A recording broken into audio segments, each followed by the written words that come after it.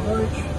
Sou o comandante do Instituto. Gostaria, por gentileza, senhor Henrique Freire Araújo, Esther Machado da Rocha, Luiz Eduardo Gafanovich, Manuela Pinto Rios, Sabrina Vieira Barreto Salles, Karen Caroline Alves da Silva Magalhães, Adriano Araújo da Silva, Ruth Samara Dutra, Yuri Katahashi, Paula Angélica Farias, Eliane da Rocha dos Santos Malaquias, Fabiana Calaveira Araújo, Márcia Nascimento Lima, Poliana Pereira de Moura.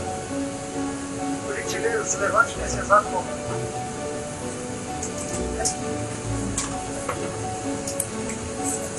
Todas as pessoas que ficaram de pé são profissionais da saúde.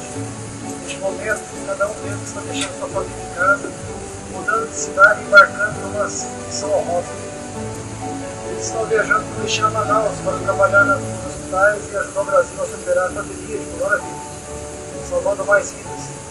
Esses brasileiros são heróis da noite que colocaram a capa com jaleca. E assim, como nos filmes, merecem os créditos por tanta dedicação.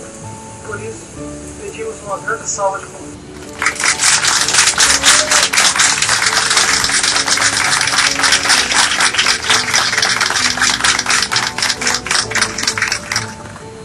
A Gol tem orgulho de fazer check-in nessa história, levando mais profissionais de saúde a Manaus.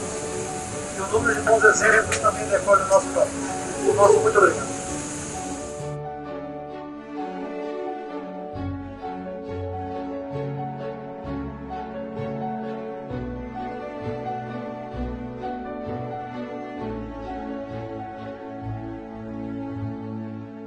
Ministério da Saúde, Governo Federal.